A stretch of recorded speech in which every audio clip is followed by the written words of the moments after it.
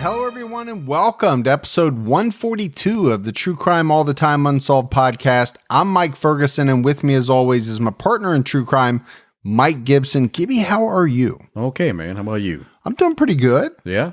You know, it's kind of a tough time of year. It's a good time of year. I love December. I love between Thanksgiving and Christmas, but there is a lot to do. There is, man. You know, when you think about getting ready for Christmas, it can be pretty stressful for a lot of people. Yeah.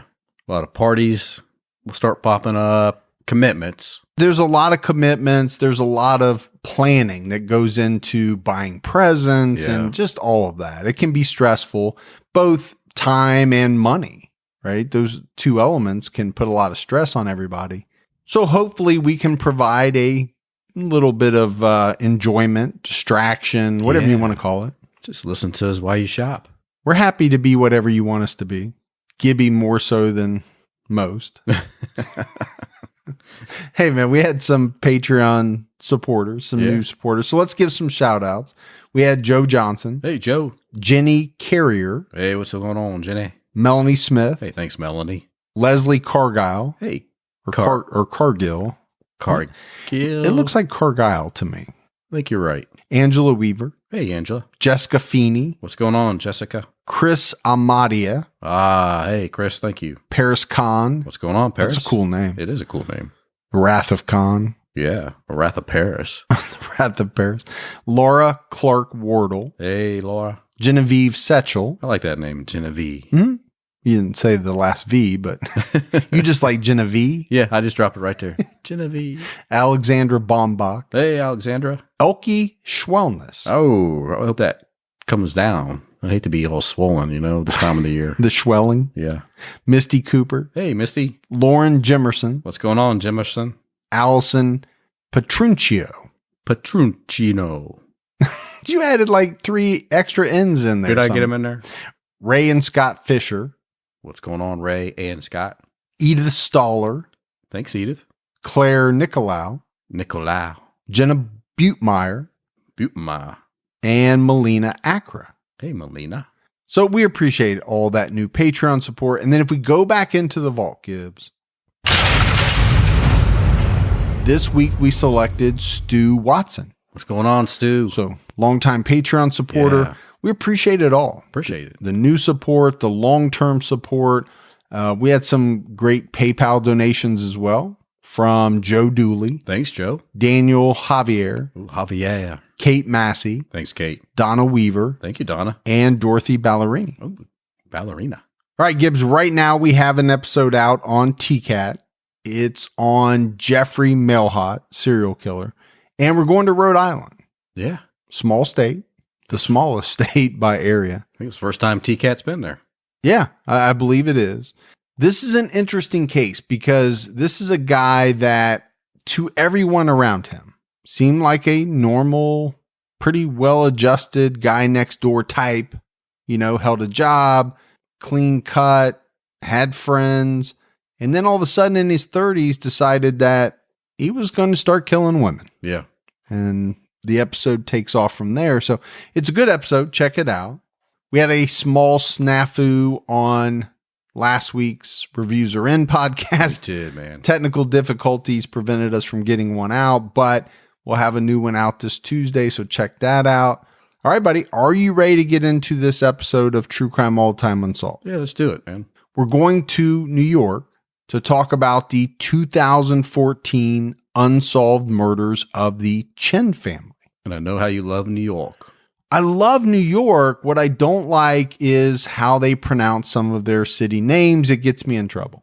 So we'll see if it does here. I don't think it will, but a lot of times I don't think it will, and it does. But it was in October of 2014 that the entire Chen family were found dead in their home. This was an extremely brutal murder scene, which we'll get into. And obviously we're doing this on Unsolved, so these murders have yet to be solved. But before we dive into this quadruple homicide, let's talk a little bit about the victims. Jin Chen and his wife Lee moved to the U.S. from the coastal Chinatown of Fujian in 2002. They made their way to Albany, New York. They bought a bungalow on Western Avenue in the suburb of Guilderland, and that's where they made their home. The main reason they chose this area was that Jen's relatives were already living in the area, and they had a successful Chinese restaurant named the King's Walk. It's always helpful. Got a place of employment already set up for you. Well, especially if you're making that type of move, right? We're not talking about a move from Buffalo to Albany. Right. This is from China to Albany, New York. It helps to have some type of infrastructure, both in the way of family, and then even more so to have a job waiting for you when you get there. Makes a difference. So Jen worked at the family restaurant, and it was about 2 years after they got to the U.S. that Jen and Lee started a family. Their first son, Anthony, was born in 2004. Then in 2007, they had their second son, Edward, that they called Eddie. The two boys attended Guilderland Elementary School. Neighbors later said that the boys were very active, rode their bikes, played a lot in the yard, while their mother, Lee, worked in the garden. On Thursday, October 8th, 2014, Jen didn't show up for work, and he didn't call in either. So one of his coworkers was concerned. They phoned one of Jen's relatives, who obviously Gibbs was also concerned. They went to his house in the early afternoon, and it was these two people that discovered the 4 members of the Chen family dead in their home. This was a brutal massacre. The relative called the local Guilderland police, who arrived on the scene pretty quickly. The police walked into this brutal crime scene, and they saw the results of this quadruple murder. Inside the home, police found the body of 39-year-old Jen Chen on the first floor of the home. They found his wife, 38-year-old Lee Chen, as well as the couple's 2 sons, 10-year-old Anthony and 7-year-old Eddie, upstairs.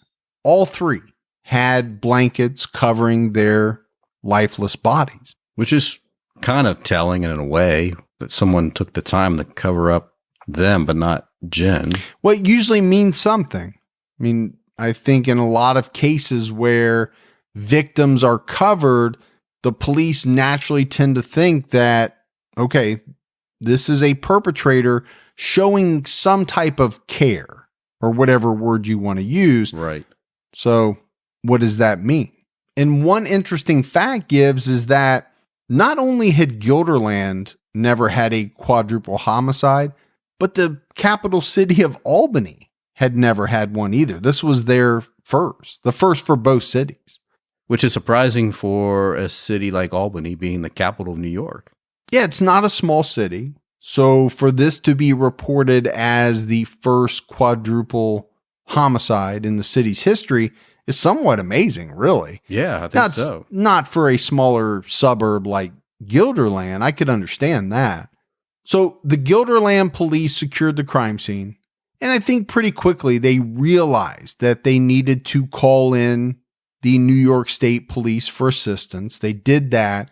The state police detectives got on site early the next morning. So early Friday morning, they began searching for and collecting evidence at the crime scene. So obviously they were looking inside the house, but they were also searching around the house as well. And they collected several pieces of evidence, which included DNA. They found both Jen and Lee's smartphones. These were Apple iPhones.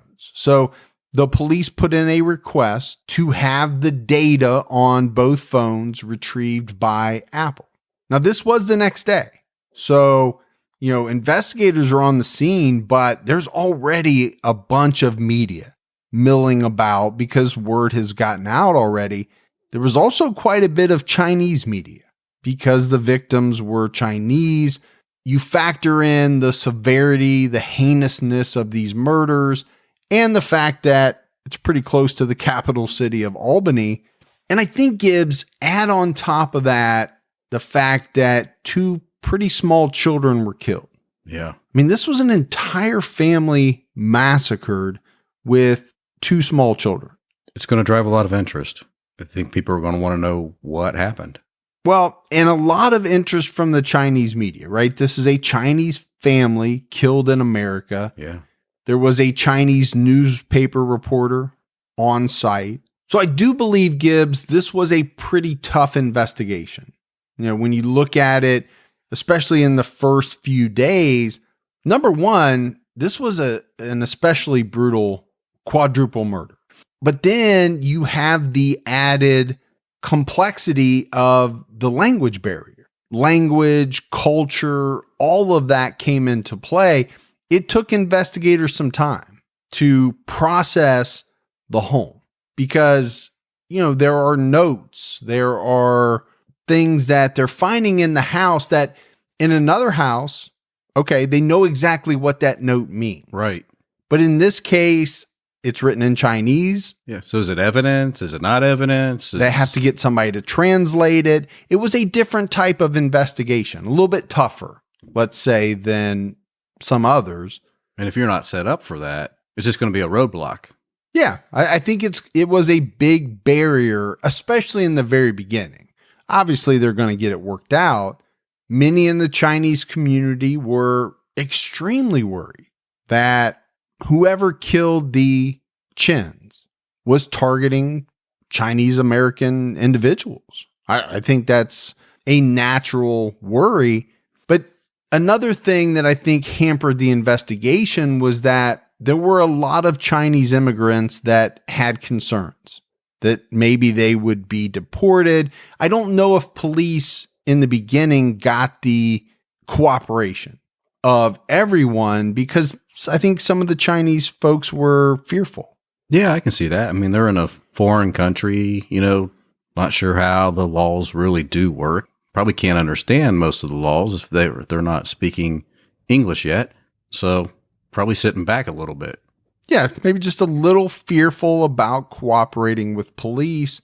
Police set about searching the neighborhood and the surrounding area for surveillance cameras. I think what they were looking for was any footage of vehicles coming in and out of the area of the Chen household. At least it would give them some type of lead to start on. Sure. I mean, you're looking at cars that entered around the time that you believe this family was killed, exited sometime later. You're going to want to check those cars out. Yeah. The problem is they didn't find any surveillance cameras, which is somewhat strange to me. This is 2014. You'd think they would have something on tapes from somebody somewhere. Yeah. I mean, 2019, there's even more. It seems like everybody and their brother has their own surveillance system nowadays at their house. Ring doorbells. I mean, you're seeing a lot of cases where they're getting footage from some different types of places. Right. 2014 is not that long ago. You would have thought that they would have hit on something, but they didn't. And police said that they were very disappointed with that. And that was something that they were really hoping would give them a lead, a jump start in this case. It just makes a case that's already been difficult even harder. The coroner was able to pinpoint the time of death for the 4 victims at somewhere between 3:30 a.m. and 6:30 a.m. Thursday morning. The coroner also said that the entire family was killed with either a hammer and or a knife. So some combination of both. You know, I think they're holding a little bit of information back because of the case being so new, and that this is something that if someone did come in and confess, they would be able to say, okay, well, how did you kill this person? Right. So 4 people were killed with some combination of a hammer and knife. What the police are not saying is who exactly was killed with a hammer, who was killed with a knife, who had blows by both instruments. Right. Like you said, they're going to hold on to that because that is information that they could use to corroborate later on a person story. Yeah, it'd be pretty they came in to say that they were involved. Pretty telling. The coroner was also able to collect some DNA from the murder victims. And that's important, right? That's going to be tested, hopefully to later be used to find out, number one, who it belongs to, and then figure out if there is a relation to the crime. It's some way to tie it in together. Sure. It was about a month after the murders that the relatives of the Chen family were able to proceed with the funeral services. And there was a lot that went into play here, right? They had a number of family members still in China that needed to come to America. Well, and you got to figure that the coroner needed some time to process 4 bodies. Yeah, in any murder like this, the victims will not be released to the families right away. Obviously, there's things that have to be done. The service was ultimately held in Chinatown in New York City. All 4 members of the Chen family were buried in the All Face Cemetery in Middle Village in Queens. And Gibbs, we kind of touched on it, but this was a shocking crime, right? A very violent murder. Yeah. Kind of shook up the local community. I mean, I guess it'd be like if, your kids or my kids came home from school one day and said, hey, the Jones family were all murdered. Yeah, in our little local community. And to hear that not only were the parents murdered, but the kids were murdered, it would definitely set you back. Inside their own home. Yeah. It's a shocking type of murder for sure.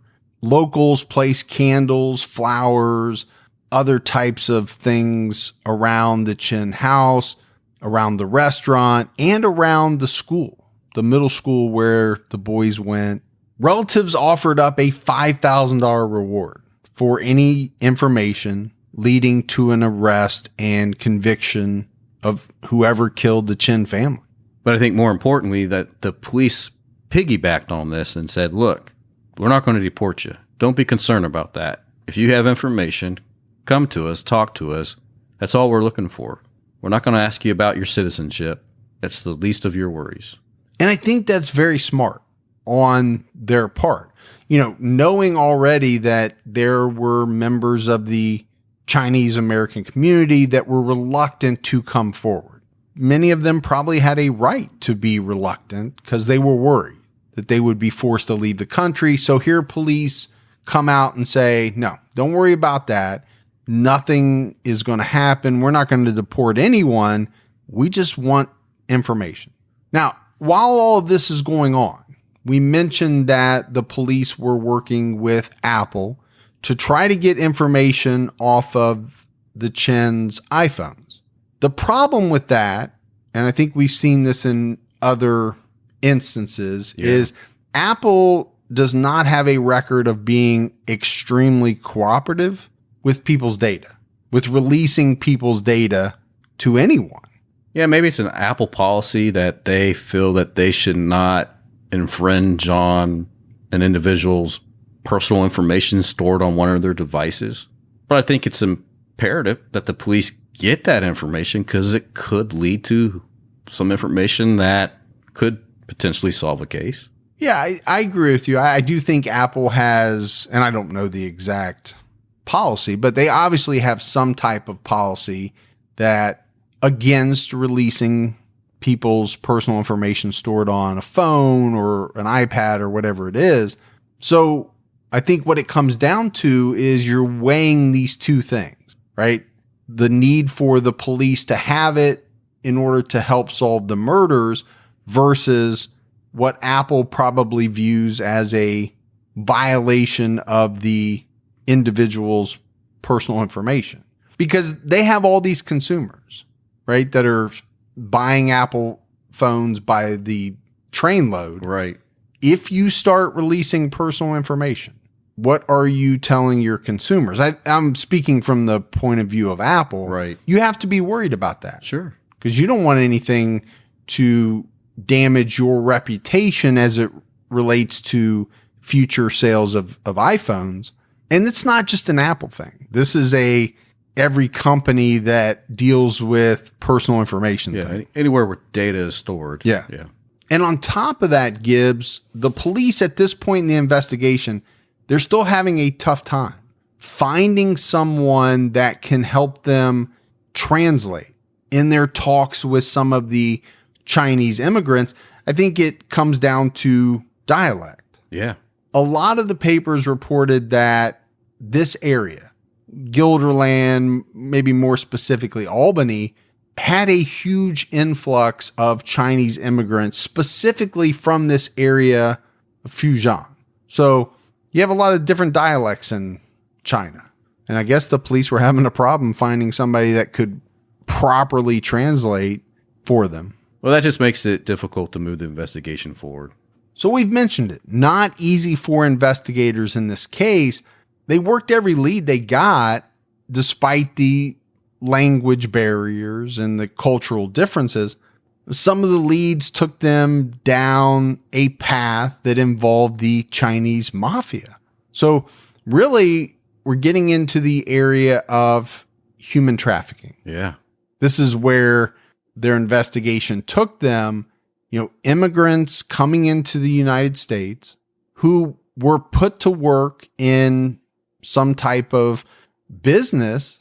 They were undocumented. So essentially, they had to work in some capacity, and I'm assuming some of these were sex trade type industries, until they could repay the cost back to these individuals that brought them to the United States. Does that make sense? Yeah, absolutely. I mean, they're coming over here and they're placed in restaurants to work, or they're placed in the sex field, a massage parlor, wherever. Whatever it is. Yeah, because it's not cheap to be brought over here.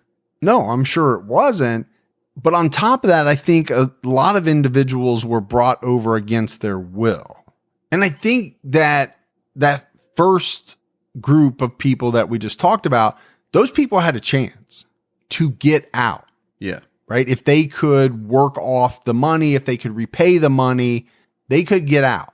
But there was a whole other group of people that I believe Gibbs were brought over against their will. And I'm saying this past tense, but my thought is it's probably still happening today. Well, I'm sure it is. Brought over here by the mafia against their will and would never be given the chance to work off anything. They were just brought over for the express purpose of being put into the sex slave trade industry, whatever you want to call it. Right. It's a huge problem. You and I have brought it up on multiple episodes. I would think it would be pretty expensive to have the Chinese mafia bring you over from China to America undocumented. I mean, I've seen some reports that it could be from $50,000 to $70,000. Yeah, that's a lot of money, especially when you factor in people trying to pay that amount of money off. My assumption is they're not paying these people very much, and they're probably not for a very good reason. Number one, they're undocumented. What are they going to do? They're going to go to the police? Exactly. They know they're not. And so they're paying them next to nothing, knowing that it's going to take forever to pay back 50, 70, whatever it is. They've got their hooks into them for a very long time, and they know it. And they do it on purpose. And it's probably an endless cycle. I would agree. The police also had a lead that Chen was involved with the Chinese American mafia, some of their gambling and money laundering activities. And Gibbs, I think this is a very important lead because the state police and some other agencies are aware of Chinese families being murdered. These are families that allegedly had ties to the Chinese American mafia. There are about 5 cases that authorities feel are most likely related to the mafia in some way, and maybe the murder of the Chens was too. Another lead that investigators got centered around a high-stakes poker game that Chen held at his home Wednesday night, the night before his family was murdered. And whoever police got this lead from said that Chen was very successful at the high-stakes poker game.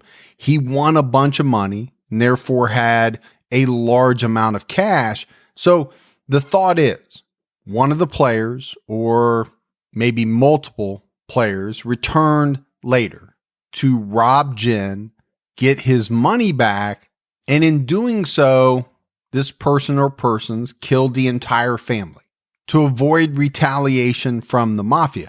But Jen's brother spoke to a Chinese news outlet in the US and said, no, there's no truth to that story about the high stakes poker game. There was a poker game, but it was a friendly game with friends. There was not a boatload of cash involved in the game. Maybe a little bit more cash than your poker games. Yes. Maybe. Yes. I mean, we use nickels and dimes. In your case, you use buttons, but we allow you to play anyway because we feel bad. Well, that way if I lose, I don't, you know how I am with money. And you want to know why most of my shirts have snaps now, not buttons, or Velcro in some cases, because you guys keep taking all my buttons. Well, it takes a lot of buttons to get into a real money poker game. It does.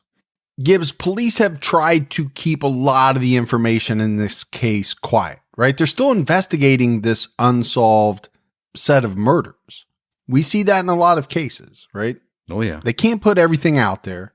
However, some information has been leaked that in the basement of the Chen's home, they found 18 cots. They also found a large transportation van. So the theory is that the van was used to transport illegal immigrants. The cots were used to house them. Police have also said that they believe the house next to Chen's was used to house illegal immigrants as well. So there's some information, Gibbs, that comes out that doesn't make Chen look all that great, right? Looks like he's doing things. We've already said he's linked to the Chinese American mafia. Right. So what they believe is that he was transporting these illegal immigrants to different Chinese restaurants in Albany, and that he was also hauling cash back from the restaurants home to prepare for the money laundering. Also coming out of this police department leak was that I guess Chen was so good at this that the mafia had him organize the transportation of illegal workers from Chinatown to New York City restaurants, as well as restaurants in other cities within a few hours' drive. And apparently this was not limited to New York, right? The mafia that Chen is alleged to have been working with also ran a large busing network. So essentially, Gibbs, they could bus immigrants to other large U.S. cities as far west as San Francisco. Yeah. I mean, Los Angeles. This is big business. It is, and it's scary, right? We've talked about it before, but human trafficking in all these different forms, whether it's sexual or not, it's a scary thing. Yeah. These people get trapped. I think they get promised one thing, or they're not promised anything and they're just brought against their will. And that's even worse. Even worse. But even if the fact is that you come over here and you try to pay your debt off, I mean, that's a long haul, man. How long is it going to take you? Exactly. And what are you having to do during that time to pay that debt off? It's not good. Whatever you're doing, it's not something you want to be doing. Let's put it that way. And if you don't have any money, what are they charging you? It's kind of like the old days when you worked for the coal mine. The company store. The company store. You lived in the company. You rented the company shack. All the money that they gave you essentially went back to the company. Yeah. Yeah. So we talked about the fact that the Chens came from the coastal Chinatown of Fujian.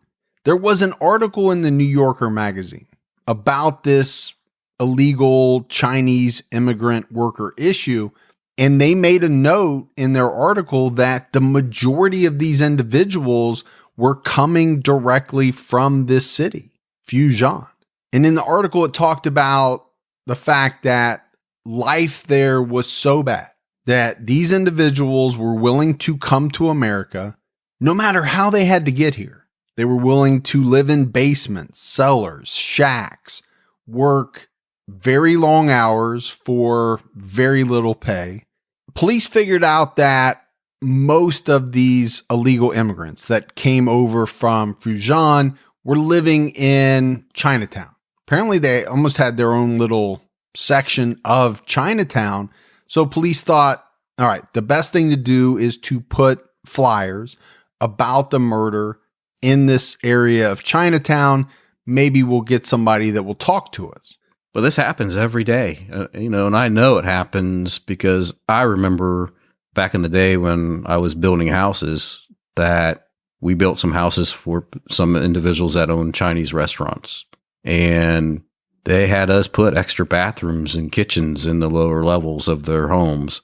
And after they moved in, when we went back to service, we would see in the basement multiple cots and beds, and in the mornings you would, because I had family that lived in these flats, they would talk about how the transport vans would come in early in the morning and people would line up and single file get on, and at the end of the night they would be dropped off, and it was just a nonstop routine.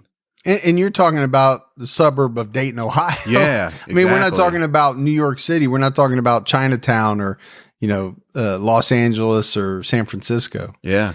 So I do believe it's much more prevalent than most people think it is. And it's not relegated to the big cities. And if you think that you're going to step in between that and stop that process, somebody along that line is not going to like that. Everybody's making some money off of it, but somebody's making a lot of money off of it. Yeah. And I think a lot of times, maybe not in the situation that you were in, but a lot of times the people that are making all the money are involved in organized crime. Those are people that, when you cross them, there are repercussions. There's a price to pay.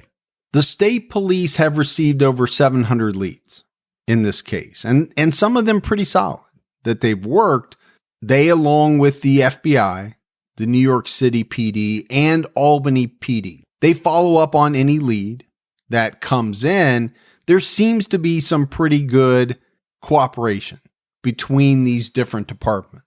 Eventually, they were able to get the records from Apple for the Chen's phones, and the FBI was able to provide an interpreter to assist with interviews. The police continue to ask the public to come forward with any information, no matter how small or how trivial they think it is, because it just might be what they need to break this case wide open. Yeah, the smallest bit of information could be the thing that does it, the key that unlocks it. Yeah, and we know this case is still unsolved, but we mentioned the fact that the examiner was able to pull some DNA off of the bodies. So as long as that's preserved, and it should be, this happened in 2014. Right. There's a good chance that one day they'll be able to catch the killer. The problem that I have with that, because that's great that you have this DNA. The problem is, if this does in fact involve the Chinese American mafia, right? How many of these people do you think are in some type of database with their DNA? Yeah. Not many. Yeah. We just talked about how many illegal immigrants are coming over from China. They're not in any database. So if they, are involved in killing someone or something like that, if they're involved with the mafia, it's going to be tough to match. Again, you have great evidence, but you have to be able to match it. Yeah. And being able to match it involves it being in some system. Gotta have that source to pull it from. Yeah. Now, it could be that the person involved or persons involved in the murder gets caught for something else, right? And then their DNA would get put in a system, and it could be solved that way. That's definitely probably the strongest possibility in my eyes. Now, there are some other cases that the FBI believe could be tied in with the murder of the Chen family.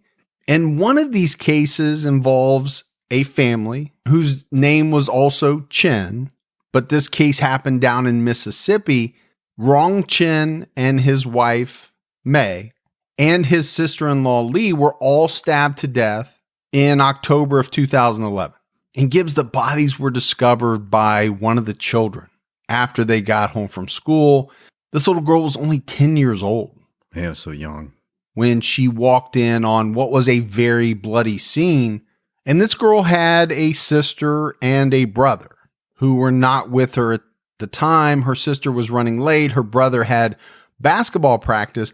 If not, they all three would have walked in on this grisly scene. She quickly ran out of the house to a nearby mechanic shop and had them call police. The Chens owned a Chinese restaurant called Happiness. And apparently it was a very popular local Chinese restaurant. They lived just around the corner from where it was located. The FBI Behavioral Analysis Unit worked this case.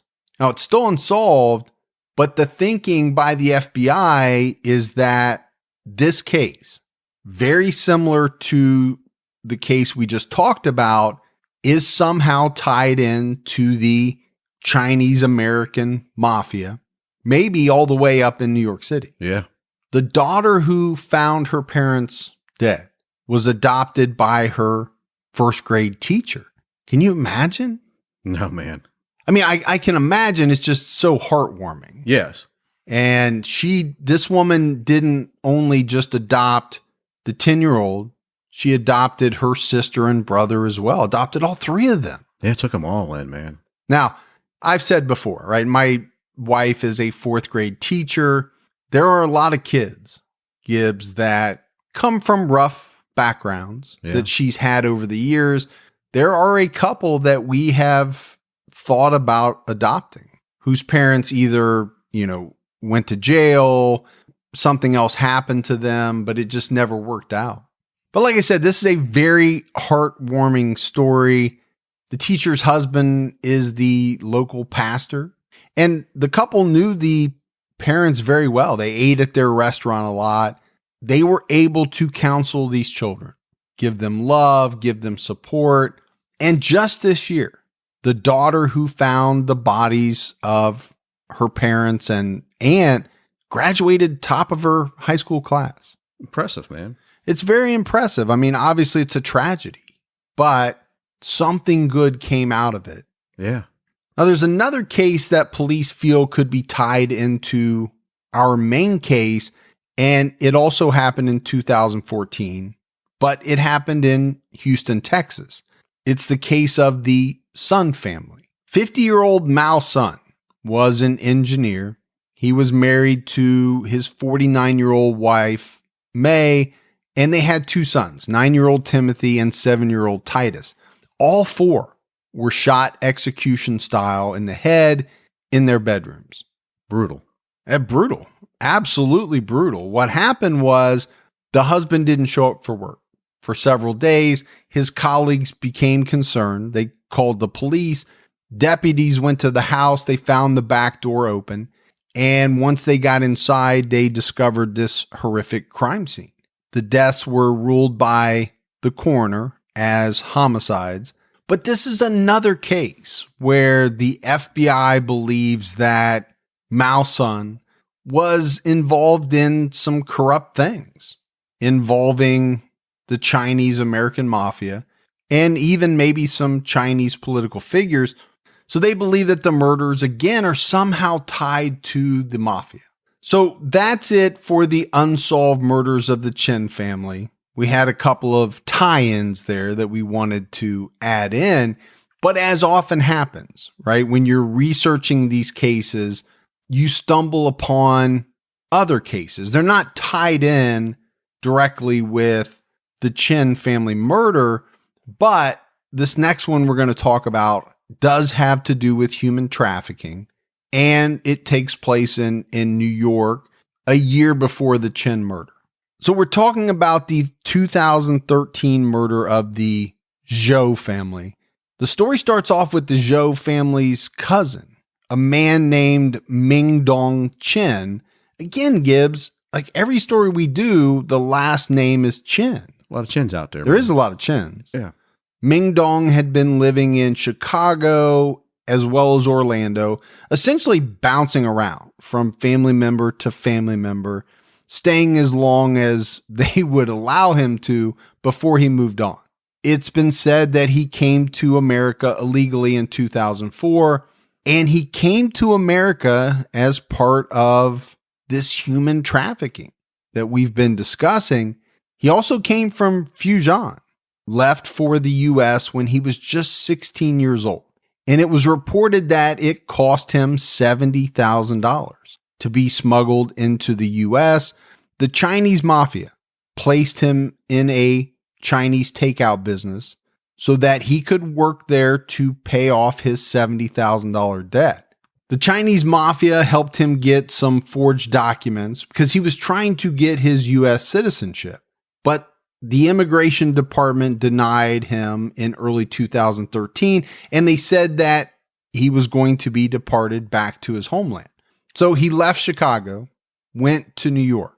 He had a cousin there. He had some other family there. They offered him a place to stay, but it was on October 26, 2013, in Brooklyn, New York, that Ming-Dong Chen murdered 5 members of his cousin's family. He took a butcher knife from the kitchen, walked into each one of their rooms. He sliced the neck of his cousin's wife, Lee, first. Then he proceeded to the oldest girl in the family, 9-year-old Linda, slit her neck open, Gibbs. Yeah. Next, did the same to 7-year-old Amy, then killed the oldest boy, 7-year-old Kevin, and finally the youngest, William. He was like 1 year old, a 1-year-old infant. Oh, tragic, man. It was said that during the murders, neighbors could hear the screams of the children, and they called the police. Police rushed to this house, and they find Ming-Dong Chen covered in blood. He told the police in Chinese, "I know I'm done." But as they went in to arrest him and put the handcuffs on him, he tried to attack the police, and he did end up punching one of the officers in the face. That goes over well. Yeah, police officers like that. When a suspect that is covered in blood resists arrest. So obviously, eventually they did get him cuffed and transported. The police said that during this guy's interview and confession, and they had to get a translator, right, for the interview and confession, he said he was not happy because he was not successful. He had been in America for all these years and had yet to make it in his eyes. But he had this cousin who was successful, and he was very envious of what his cousin had. He had a great job, he had a beautiful wife, and he had this great family. He told the police, "Everyone here is doing better than me." He said he had had some arguments with his cousin. They all centered around him finding a job. I guess this guy Ming-Dong had been fired from like 2 or 3 jobs in the matter of weeks. So, I mean, he's pissed off because he can't keep a job. And yet his cousin has made it. Yeah. That's basically what this boils down to. Right. You know, he told police about him coming to America, how for years he spent long hours every day in hot kitchens, paying off this large fee. Then he tried to get his green card. So he found a woman who said she would pose as his wife for a fee of $50,000. 50 grand, man. He's already paid off 70. Yeah. Now he's somehow going to pay 50, and he did. But it was a big scam. This woman took his money and left. He said he was furious and he wanted to find her and kill her. I bet. But he couldn't. So eventually he took his frustrations out on his cousin's family. He ended up pleading guilty of 3 counts of second-degree murder, 2 counts of first-degree manslaughter. This guy was convicted and received a sentence of life in prison. And should have. And again, this doesn't directly tie to the Chen case. This guy's last name is Chen, but Right. It doesn't tie to our main case. I think what it does is add on to the element of human trafficking. Yeah. The devastation, the aftermath, what these people go through and what it does to them to have to live this way. Yeah, they get to the United States, but it's not the United States that they probably think they're coming to. Yeah, it's not what they see on TV. Right. It's not you can make whatever you want out of yourself because you're beholden to the Chinese mafia who helped you get here. Yeah. So you got to do what they say. You got to work where they tell you to work. You got to pay them back. It's not like you can walk away unless you want to be murdered. Yeah. It is a bad situation for everyone other than the people at the top who are raking in all the money. Sure. Off of the misery, sweat, off the backs of these people that they bring over. Yeah. Plain and simple. That's what it is. Now, how we put a stop to it, I don't know. Yeah. Because it's a big problem. It's a huge problem. A lot of it is underground. These people that are coming over, they're not documented. They're not in systems. They're not on people's radar. It's very tough. Yeah, I think once they leave their homeland, I imagine most of them are never heard of again anyway. So, but that's it for the story of the Chen family murders. Gibbs, we've got some voicemails. You want to check those out? Let's hear them. Hey, Mike and Gibby, it's Becky over in Wild Rose. Just wanting to wish you guys a happy Thanksgiving. A lot of people are going to be saying what they're thankful for today, and I wanted to let you guys know I am thankful for your podcast. My family might think it a little weird if I were to say it at the dinner table. This week's always pretty quiet for us. My husband is up north hunting all week, and we weren't able to have kids, so it's usually just me and the animals at the house. This year was a little bit harder because we did just have to put our dog down just a couple days before my husband left. So very grateful for the podcast. Really helped to keep me busy during the quiet hours to keep my mind occupied. Have a great Thanksgiving and keep your own time ticking. So very tough. Yeah. I've had to put one of my dogs down. Thankfully, only one. She lived to be 17 years old, man. It was the hardest thing I ever did. I held her in my arms while they did it. That's tough. It was unbelievably tough. But you and I say all the time, if we can help anyone listening through anything, that is awesome. And it makes us feel great. So we're glad we're able to do that. Absolutely. Hey, Mike and Gibby. This is John again from Grants Pass, Oregon, or as Gibby would say, Oregon. Go Ducks. And just got done listening to the hi-fi murders. And I get a little queasy with some of these cases, especially when you guys talk about children. But you start thinking about this poor guy getting that pen slammed into his ear. I almost had to turn the podcast off. I made it through. I listened to the case. I love every podcast that you guys do. Pretty amazing. Again, I'm a truck driver, so they keep me busy all day. I just love what you guys do. Keep it up. Keep your own time ticking. See ya. Well, we appreciate that. That was a brutal case. That was, man. There's no ifs, ands, or buts, no ways around it. That's the one where they were forced to drink a little Drano. Yeah, that was actually extremely brutal. Listening to, I'm sure, but imagine researching that for 3, 4, 5 days. Yeah, living it and then having to do it. It's again, we talk about palate cleansers. That's one where you definitely need a palate cleanser. Absolutely. You got to watch some stupid comedies or something to get some of that out of your head. Hey, Mike and Gibby, it's Haley from Minnesota. I love listening to you guys. TCAT, Unsolved, Patreon. I'm a little obsessed with true crime. I don't think you've done this one yet. Jacob Wetterling from Minnesota. It was, I think, 1989 or something. I would love to help you with research or writing if you ever decide to do it. Also, on one of the episodes, you guys said you like parody movies. I don't know if you've watched this one, and you might think it's kind of funny. Tucker and Dale versus Evil. I just watched it over the Thanksgiving weekend, and it was pretty funny. Anyways, thank you for everything you do. Stay safe and keep your own time ticking. All right. So we have not done the Jacob Wetterling case, huge case. And that was one that I think was recently solved within the last year or two. But I have not seen that movie. I have not either. I see it pop up though. Well, do you? On Netflix, Hulu, somewhere. I see it on TV. I see it pop up from time to time and I think, okay, I'll watch it. Yeah. I never do. But now based on this recommendation, I have to check it out. I just might. Don't know what it's about, but even better. after watching it, you won't know what it's about or be able to tell anybody else what it's about. That's with any movie. Or who's in it. Yeah. Hey, Mike and Gibby. My name is Allison, and I just recently started binging your show. I just found it, and I actually tried out a couple of podcasts before I really settled on yours. I've always been interested in true crime and stuff like that.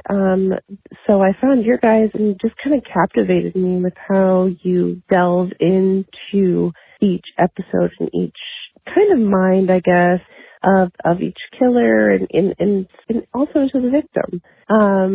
So yeah, I've started binging you guys only kind of recently, and I just finished the Earl Richmond Jr. episode. So I just wanted to say thank you for what you do. I sit and listen to you all day long at work and in the car and just all the time. And I tell my husband all the time about the different episodes I listen to, and I'm pretty sure he's probably getting kind of freaked out about, I guess, ideas that I'm getting. So I just wanted to say thanks to you guys, and keep up the good work and keep your own time ticking. All right. Well, we definitely appreciate it. That voicemail was probably meant more for TCAP, but I put it on TCAP and Salt. So yeah, it's okay to learn stuff from the podcast. It's okay to glean some information, but glean. You like that word? I do. But most of our information is not something that you want to put into practice. No. Except for the how to stay safe part.